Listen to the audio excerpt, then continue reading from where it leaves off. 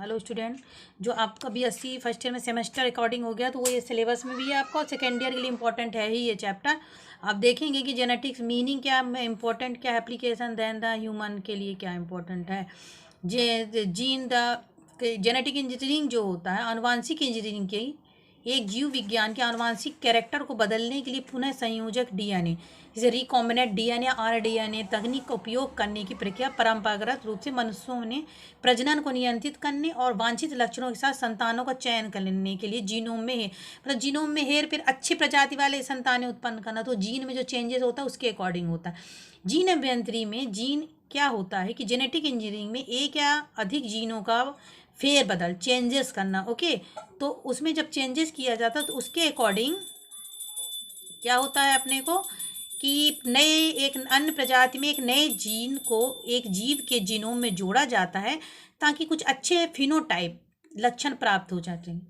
Genetic engineering जिसे कभी आनुवांशिक संशोधन भी कहा जाता था एक जीव के जीनोम में डीएनए के बदलने की प्रक्रिया है। मीन्स कह सकते अच्छे डॉक्टर हैं, अच्छे वकील हैं, अच्छे इंजीनियर्स हैं, अगर उनके जीन के साथ अपन ये क्रिया करते हैं तो हमें अच्छे वैज्ञानिक अच्छे डॉक्टर्स भी मिल सकते हैं। इसका मतलब हो सकता है कि एक बेस पेयर को बदलना जैसे एटी और सीजी डीएनए के एक पूरा क्षेत्र को हटाना और एक जीन के अतिरिक्त प्रतिलिपि मीन्स उसकी फोटोकॉपी पेश करना। ओके, इसका मतलब है कि दूसरे जीवों के जीनोम से डीएनए निकालना और उस व्यक्ति के डीएनए के साथ संयोजन करना भी हो सकता है, जो मैंने अभी पहले समझाया। क्लोन भी किया जा सकता है ना। बोटेनिकल में सबसे ज़्यादा इसको उपयोग होता है, नए नए फ्लावर कलर वाले फ्लावर ज़्यादा प्रजनन करने वाले पौधे उगाए जाते हैं। जेनेटिक इंजीनियरिंग का उपयोग वैज्ञानिक द्वारा किसी व्यक्ति के जीवों के विशेषताओं को बढ़ाने और संशोधन करने में किया जाता है। जेनेटिक इंजीनियरिंग किसी भी जीव पर लागू हो सकती है, वायरस से लेकर एक भेड़ के लिए भी। उदाहरण, जेनेटिक इंजीनियरिंग का उपयोग उन पौधों के उत्पादन के लिए भी किया जा सकता है जिनके पोषण का अधिक मूल्य है।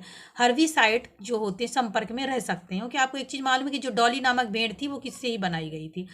जेनेटिक्स इस बात का अध्ययन है कि माता पिता से अपने बच्चों को विरासत में बालों का रंग, आँखों का रंग, बीमारी के लिए जो भी ये कुछ आप देखते हैं डायबिटीज़ वगैरह, ये क्या जेनेटिक डिजीज़ होता है क्योंकि माता पिता के द्वारा जेनेटिक्स होता है, हेरिडिटी है, तो आनुवांशिक प्रभावित करते हैं। ये विरासत वाले लक्षण व्यक्ति के दूसरे व्यक्ति कैसे भिन्न हो सकते हैं।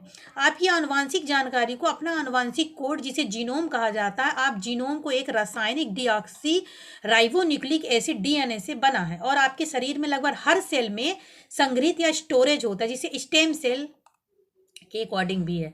देखेंगे आपकी आनुवांशिक इंजीनियरिंग जो है तो आपको ये समझ में आ गया होगा कि जेनेटिक्स जीन्स का जेनेटिक्स है ही क्या, आनुवांशिक लक्षणों की वंशागति, माता पिता में बालों का रंग, आँखों का रंग, बीमारी भी लक्षण में कैसे परित किया जाए, आनुवांशिक प्रभावित करता है ये। आप देखेंगे कि जी जेनेटिक इंजीनियरिंग का मतलब इम्पोर्टेंट ऑफ जेनेटिक इंजीनियरिंग आप देखोगे कि जेनेटिक इंजीनियरिंग जो दिस मोस्ट इंपॉर्टेंट क्वेश्चन, इसे यूजीनी के नाम से भी क्वेश्चन पूछ सकता है आपको। ओके, तो आप एक चीज़ ये याद रखें कि जेनेटिक इंजीनियरिंग आधुनिक डीएनए की औद्योगिकी का उपयोग करने के लिए विभिन्न क्षेत्रों में इसका उपयोग है।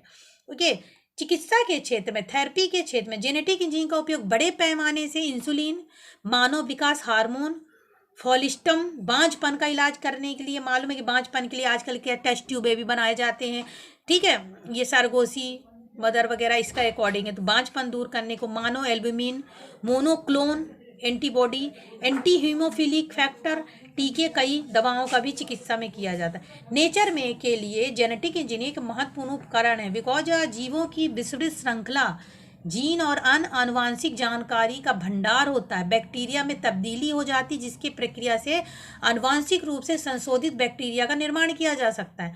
बैक्टीरिया एक प्लाज्मिड में इंजीनियरिंग जीन द्वारा एक जैविक कारखाना बनाना संभव है जो प्रोटीन और एंजाइम का उत्पादन कर सके। मतलब प्लाज्मिड में इंजीनियरिंग जीन का एक कारखाना भी बना सकते हैं।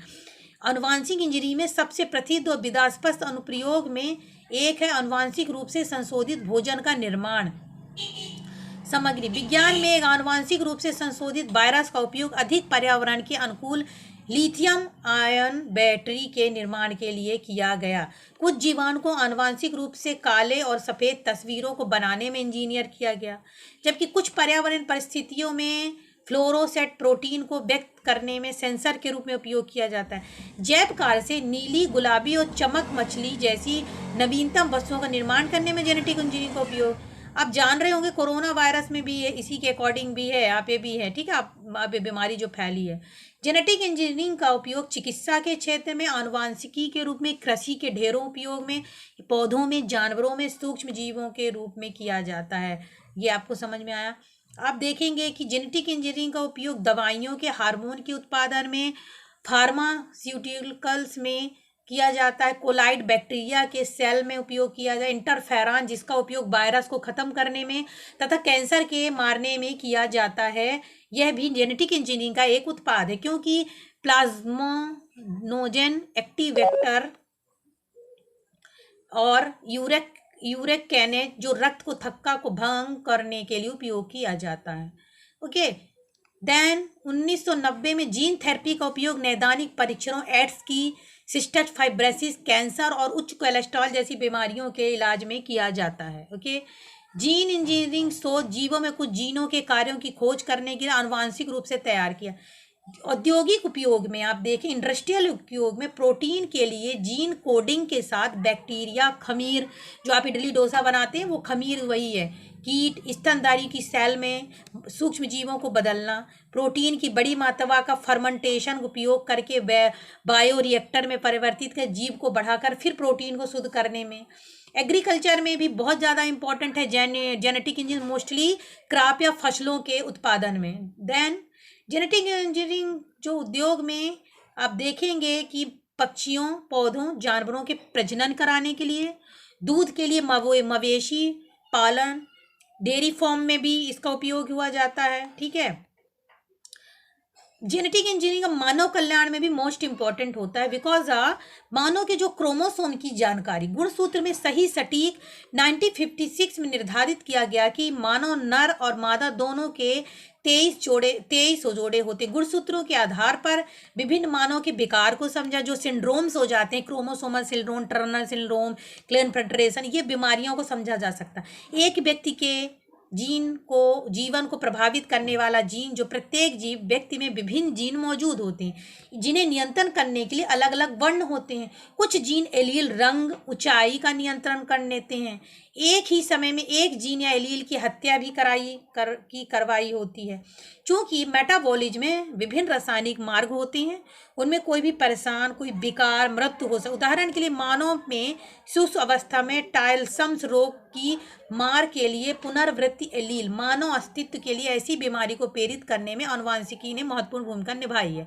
अब देखें, मानव में सेक्स क्रोमोसोम में जटिलता, गुणसूत्र संख्या में असंतुलन के कारण, मैं पहले पढ़ा चुकी हूँ कि मृत्यु हो जाती है। जैसे एक्स गुणसूत्र जो होता है 45 हो जाता है, बांझपन हो जाता है, महिलाओं में टर्नल सिंड्रोम हो जाता है, क्लाइन फिल्ट्रेशन नामक रोग हो जाता है, पुरुषों में महिलाओं जैसे लक्षण उत्पन्न हो जाते हैं, बांझपन उत्पन्न हो जाता है। इन सब का ट्रीटमेंट भी इसके साथ किया जाता है, सिंड्रोम्स कहलाते हैं।